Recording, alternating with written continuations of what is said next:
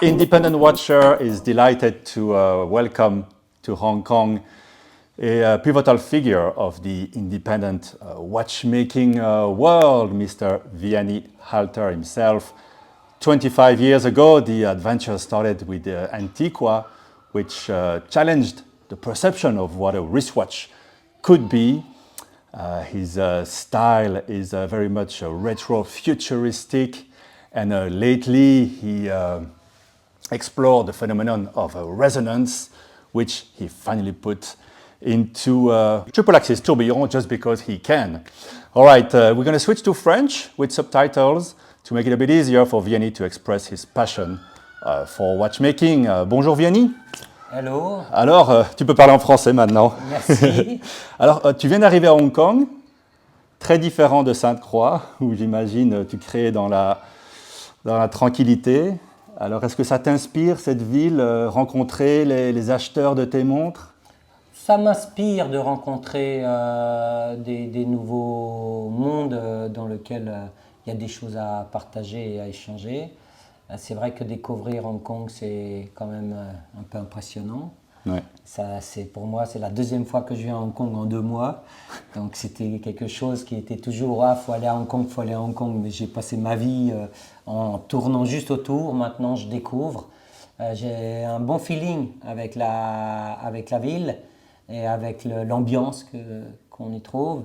J'ai aussi un bon feeling avec les gens que je rencontre, les collectionneurs et les passionnés. Il y a des personnes qui ne pourront jamais s'offrir des montres comme les miennes, mais ça n'empêche pas qu'on partage des points de vue et la même passion. Donc pour ça, c'est très agréable. Ceci dit, il y a sûrement certaines de tes montres qui ont dû atterrir dans les collections ici à Hong Kong. Est-ce que tu sais un petit peu où tes montres sont actuellement? Alors, c'est toujours un petit poil difficile de savoir où elles finissent, mais même si je n'étais pas venu à Hong Kong physiquement, j'ai vendu des pièces déjà depuis Sainte-Croix, avec la connexion moderne que l'on a maintenant. Ouais. Les Chinois d'ici pouvaient me contacter et ont acheté des pièces depuis plusieurs années. Ça fait au moins 15 ou 20 ans que j'ai vendu des montres sur Hong Kong sans jamais y venir, mais en sachant qu'elles allaient chez tel client ou chez tel autre client. Donc là, c'est aussi l'occasion, en venant à Hong Kong, de rencontrer les propriétaires de mes montres dans leur univers. Et ils sont assez contents aussi de me recevoir dans leur propre ville pour me montrer aussi qu'est-ce que c'est et à quel point ils sont encore toujours passionnés de ça. C'est vrai que Hong Kong est très pointu au niveau des montres, il y a des collections immenses, et même si le grand public a plutôt son focus sur les grandes marques qu'on connaît, grâce à des gens comme Benjamin de Independent Watcher, de plus en plus, les collectionneurs ont accès aux indépendants et recherchent la différence. Et c'est comme ça que tu as commencé en fait. Qu'est-ce qui t'a donné le courage de lancer ta première montre en fait, nous en avons 2 exemples ici, l'Antiqua, donc des calendriers perpétuels, des quantièmes perpétuels qu'on n'avait jamais vus avant. Et je crois que quand tu avais présenté ça à Baselworld le premier jour, tu te demandais quelle serait la réaction. J'ai même eu je dirais que le premier jour, mon feeling n'a pas été positif. La chose qui a fait que j'ai fait l'Antiqua, c'était pas spécialement à l'origine pour fabriquer une marque et pour fabriquer des montres à mon nom que j'allais vendre.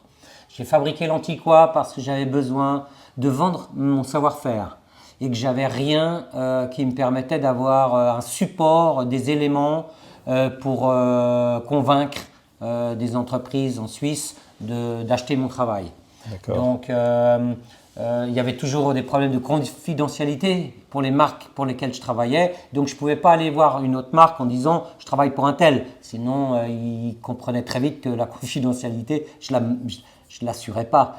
Donc, j'expliquais que je suis capable de faire telle chose et telle chose, mais je n'avais pas d'éléments.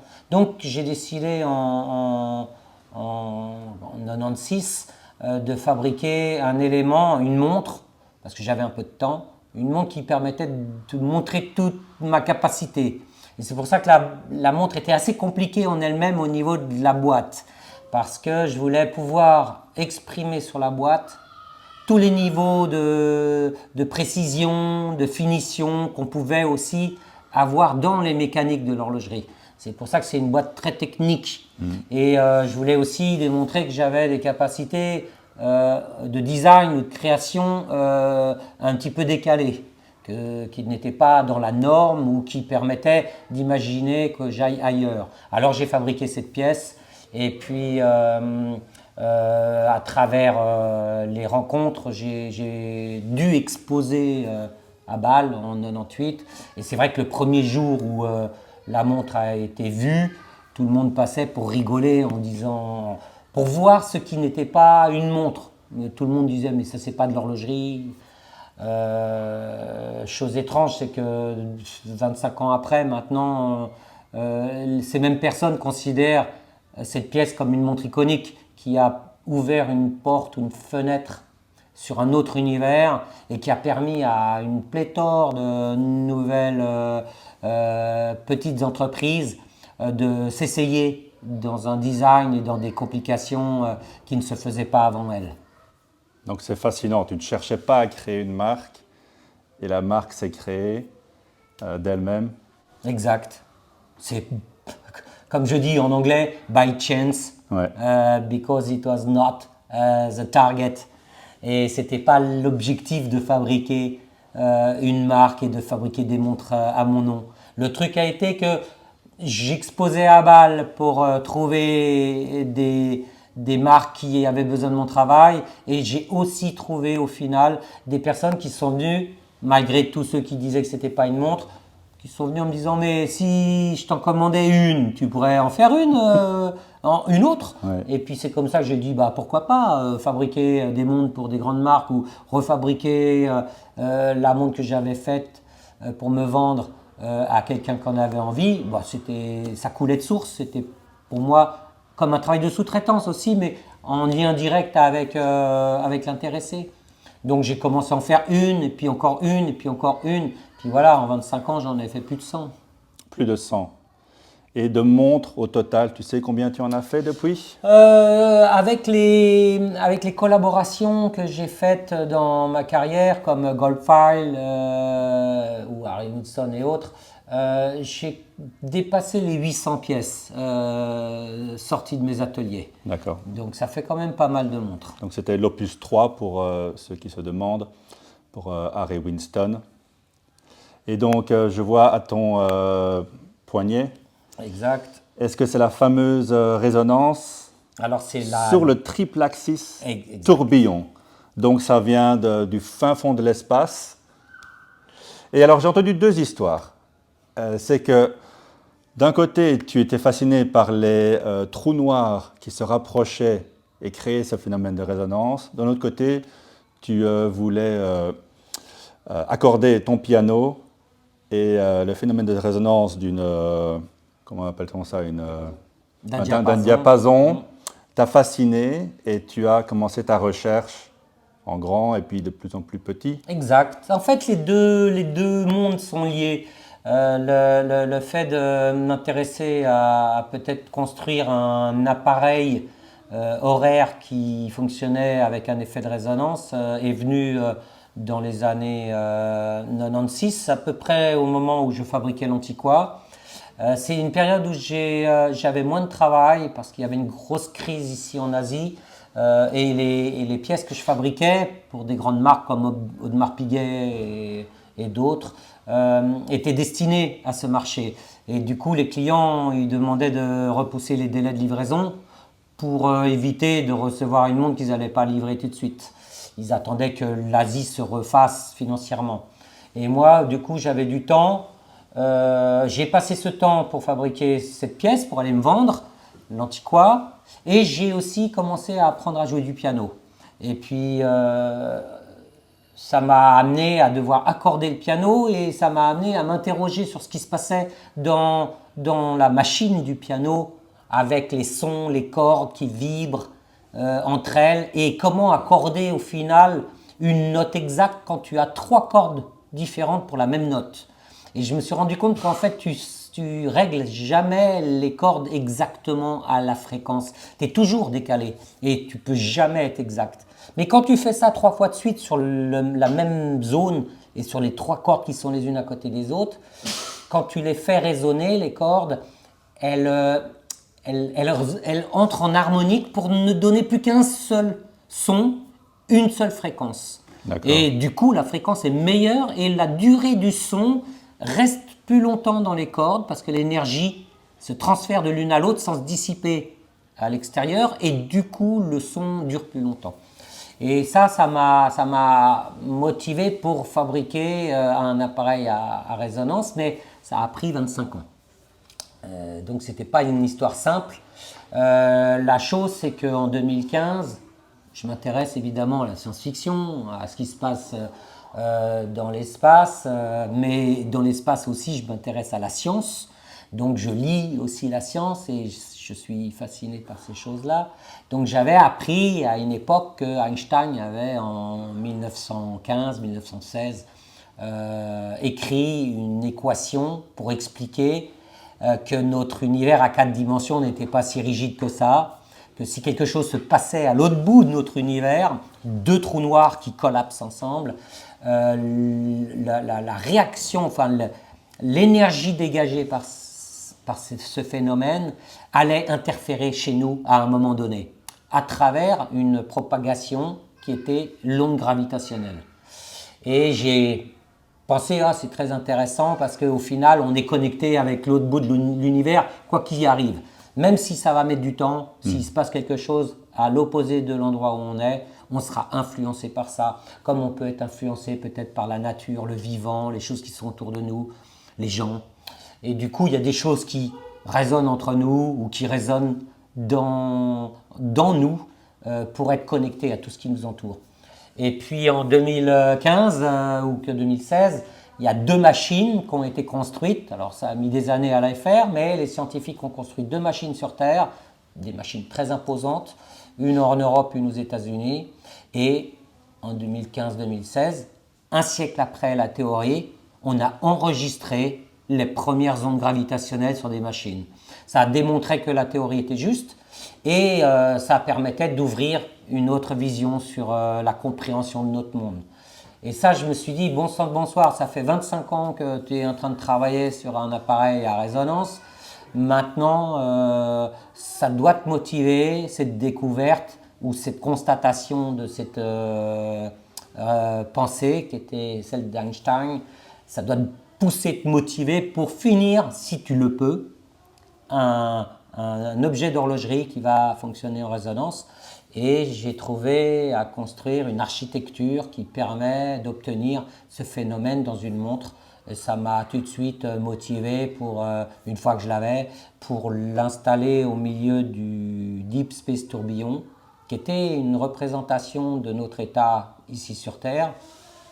3 dimensions physiques à travers le tourbillon et une dimension temporelle autour de cette construction, mais connectée au final avec quelque chose, something else, quelque chose à l'autre bout de l'univers, les ondes gravitationnelles représentées par le phénomène de résonance dans la cage principale avec 2 balanciers qui travaillent ensemble au même rythme. Quelle inspiration. Et on voit à peine le cristal en fait d'où je suis assis ici, on ne voit que le mécanisme. Et ta résonance est différente de l'approche de Journe et de Armin Strom. Hein. Alors Armin Strom est plus proche de ma construction que celle de Journe, dans le sens où Armin Strom utilise un phénomène de résonance acoustique. Oui. Mais eux, pour l'obtenir, ils ont dû construire je dirais un appareil intermédiaire reliant les 2 balanciers spiraux, un couplage pour forcer les balanciers à rentrer en résonance. Journe utilise un autre principe qui fait que les balanciers sont couplés ensemble, moins par un phénomène acoustique que par un phénomène physique. Du coup, j'avais envie d'essayer de trouver un système qui était un pur système acoustique, comme un diapason qui en fait a été déjà inventé il y a des siècles et qui est d'une construction simplissime. C'est deux barres qui vibrent reliées par un point commun, par le pied du diapason. Et mon idée c'était ça, c'était au final, dans la montre, si j'arrive à reconstruire à travers les deux spiraux une structure et une architecture technique représentant ce qu'est un diapason, je devrais peut-être obtenir ce phénomène à travers les spiraux et du coup à travers l'énergie que les balanciers échangent avec les spiraux. Et avec beaucoup de voies différentes explorées, j'ai découvert cette possibilité de faire cette pure fonction acoustique entre les deux régulateurs. Et ta résonance s'observe presque immédiatement, je pense. C'est un phénomène c'est un petit peu par hasard aussi, parce que je ne savais pas très bien comment tout ça allait se comporter. Mais c'est vrai que maintenant, typiquement sur le calibre à résonance, il a déjà 100 heures de marche. C'est déjà une montre qui marche quand même pas mal de temps pour deux balanciers spiraux qui consomment normalement beaucoup d'énergie. Mais elle a 100 heures de marche et dès que tu commences un clic de remontage, en 3-4 oscillations, les balanciers sont déjà en phase. En fait, le phénomène est extrêmement rapide entre eux. Et jusqu'à ce que tu la remontes à fond, elle va fonctionner en résonance, mais jusqu'à ce qu'elle soit au bout de son énergie, elle gardera la connexion.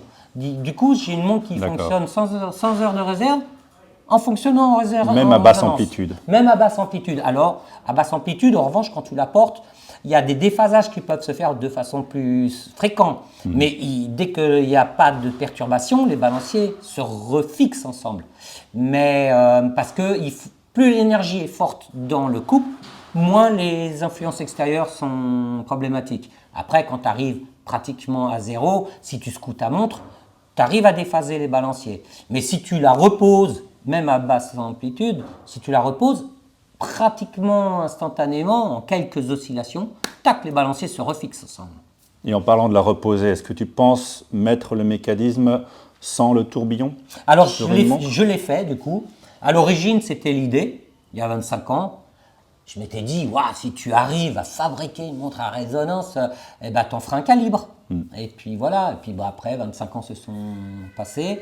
Et puis, entre-temps, la Deep Space tourbillon est apparue.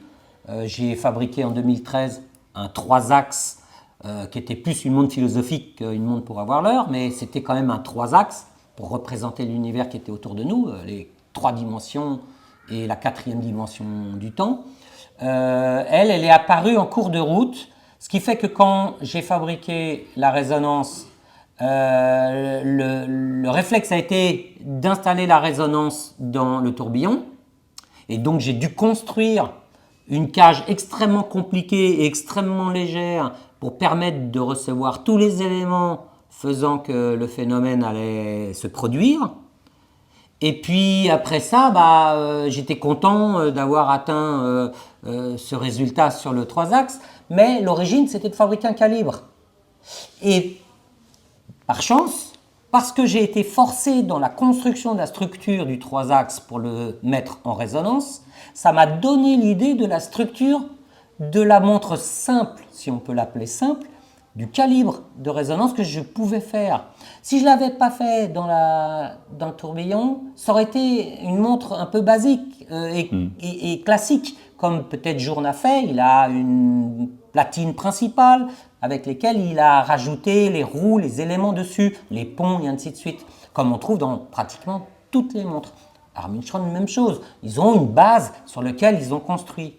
Non, le calibre que j'ai construit avec la résonance, qui est un calibre unique pour ça, en fait, il n'a ni dessus ni dessous. Il n'a pas de platine et il n'a pas de structure massive.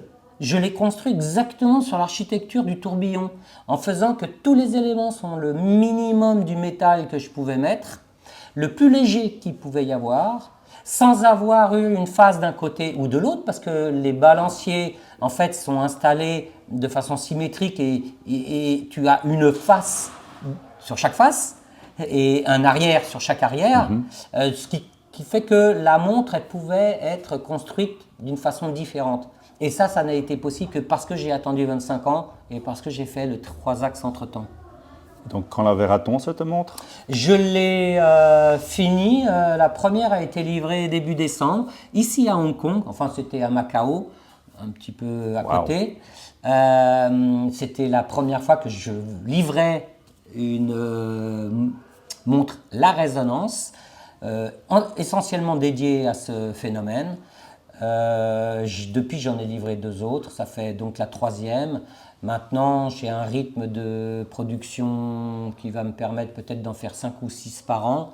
Et j'ai pour l'instant 2 ans de travail enregistré pour livrer.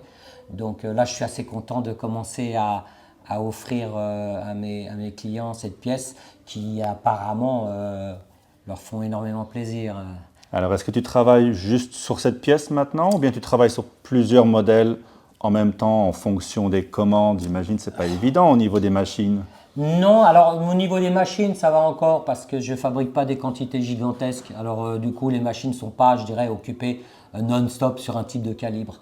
Mais c'est vrai qu'il faut travailler sur plusieurs modèles en même temps parce que je continue à fabriquer le 3 axes. Je continue enfin j'ai pris des commandes aussi pour le 3 axes résonance. Oui. J'ai les commandes de la résonance en elle-même. J'ai aussi régulièrement encore des commandes pour le modèle Trio, qui est toujours en fabrication. Et puis je fabrique aussi un modèle simple, entre guillemets, si on peut dire simple, avec Viana Alter. C'est une montre à 3 aiguilles, heure, minute, seconde. Oui. Du coup, je faisais des montres, je dirais, que je nomme classique, le modèle classique, qui est, je dirais, la plus simple de ma production. Mais j'ai fait toujours un style rétrofuturiste sur ce modèle classique. Et là, je suis en train de préparer pour cette année une évolution de ce modèle, parce que j'arrête le modèle classique comme je l'avais fait avec ce côté victorien, les rivets, l'esprit de la révolution industrielle. Là, j'ai changé de siècle. Je suis passé à la première moitié du XXe siècle avec un style qui m'a toujours assez fasciné par son côté rigoureux, c'est l'art déco. Et du coup, je modifie mon produit tout en gardant le feeling très Viana Alter, dans un nouveau style qui est, au lieu d'être victorien, fin du 19e, début du 20e, en art déco. Alors ça, c'est vraiment intéressant. Je me demandais justement, quand tu as commencé, c'est ton ami Philippe Dufour qui t'avait un peu poussé à te lancer aussi, je pense. Et lui, tu apprécies son travail, des montres très classiques dans l'esthétique, une finition impeccable.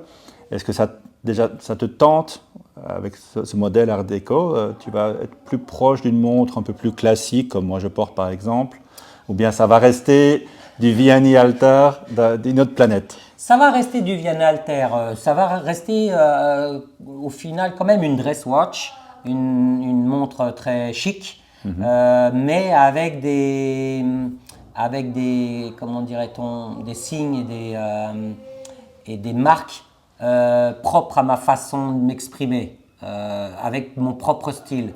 J'ai toujours eu du mal de faire des montres extrêmement classiques comme Philippe ou comme mon ami Carrie ou comme pas mal de mes autres confrères. Peut-être excepté la résonance où j'ai pas voulu que la boîte absorbe l'intérêt de la machine. Là, j'ai fait une boîte qui semble très classique, même si c'était vraiment pas évident et qu'il fallait construire dans une forme classique quelque chose d'assez innovant. Sur les modèles comme la classique et comme la classique Art déco, je garde des petites touches personnelles qui se remarquent et qui font aucun doute de la part de personnes qui peuvent connaître en disant « Ah ben ouais, ça c'est une Viana Alter ». D'accord. Et deux petites dernières questions pour terminer. On parlait de tes confrères. Est-ce que vous discutez souvent entre vous ou bien est-ce que c'est plutôt un travail solitaire et de temps en temps vous vous voyez? Est-ce que vous discutez de votre travail? Dans le monde des horlogers indépendants, on partage beaucoup. On partage à travers l'académie, la HCI, Bien sûr. ce groupement d'horlogers qui travaille, comment dire, qui travaillent de concert pour pouvoir exposer, pour pouvoir promouvoir leur travail et se soutenir entre eux sur le marché et dans la production de produits. Donc en fait, avec certains, pas tous, et puis quand c'est possible, on se croise, on se téléphone, on se tient au courant, des fois simplement sur comment ça va, comment va le business, qu'est-ce que tu es en train de faire, de temps en temps sur j'ai besoin de ton feeling à propos d'une construction ou je bute sur une solution. Donc je suis assez content de ça. Autour de moi, il y a un bon groupe d'horlogers indépendants qui sont amis, qui passent du temps ensemble, qui savent rigoler ensemble et qui savent s'aider. Est-ce que c'est un peu vous contre les grosses machines, les conglomérats, ou bien est-ce que tu penses que les deux, en fait, la personne qui va s'intéresser un jour à acheter peut-être une Omega, au moins ça lui met quelque chose sur le poignet et ça lui donne l'intérêt et peut-être qu'un jour il va venir vers toi, ou bien c'est plutôt une bataille entre les indépendants et les conglomérats? Moi, je pense pas qu'il y ait de bataille en fait. Moi, j'ai jamais été en conflit avec les grandes structures et les grandes entreprises. Au contraire, ils m'ont permis pendant des années et des années de fonctionner. J'ai fait beaucoup de sous-traitance pour eux, même quand j'étais en train de fabriquer mes propres produits, quand mon objet pour aller me vendre a permis que je me vende, mais a permis aussi de faire apparaître des montres avec le nom de Vienne Alter. Je n'ai jamais arrêté d'avoir des relations avec les entreprises importantes, avec lesquelles je me suis souvent très bien entendu, avec lesquelles le feeling a été toujours très positif et avec lequel en fait on crée un écosystème qui permet à tout le monde de fonctionner et de vivre. Ouais. Sans la grande industrie de l'horlogerie qui est diffusée, je dirais, à grande échelle, même pour les produits considérés de luxe, l'humanité ne s'intéresserait pas autant à l'horlogerie parce qu'il faut des produits pour qu'il y ait un intérêt et qu'il y ait une consommation. Grâce à eux, des petits indépendants comme moi qui faisons que des petites quantités de montres, peut-être quelques pièces, quelques dizaines, quelques centaines de pièces, existent grâce à ce marché, grâce à ces grands qui en fait maintiennent un intérêt et des lumières sur cet univers.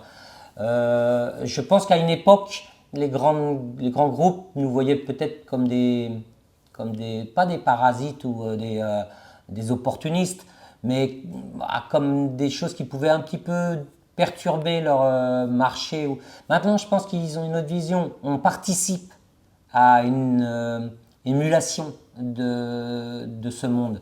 Du coup, moi, j'ai respect pour les grandes maisons qui font leur business et qui arrivent à s'en sortir, mais j'ai respect aussi pour tous ceux qui soutiennent tous les petits, qui apportent un petit peu d'originalité et qui bousculent de temps en temps les codes pour qu'on puisse continuer à progresser.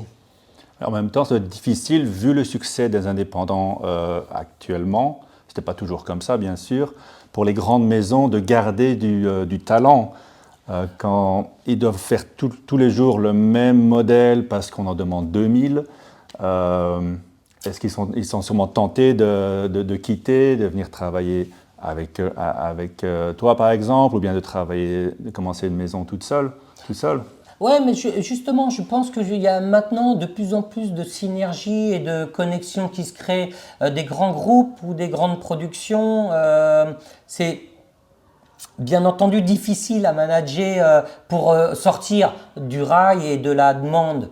En revanche, des collaborations sont possibles pour de temps en temps montrer aussi au marché que on peut s'adapter des deux côtés à ce qui se passe, apporter une petite touche de quelque chose pour que quelques pièces sortent aussi à travers des grandes maisons pour démontrer au marché qu'en fait on n'est pas en conflit, on n'est pas en bataille, on est en fait dans le même bateau.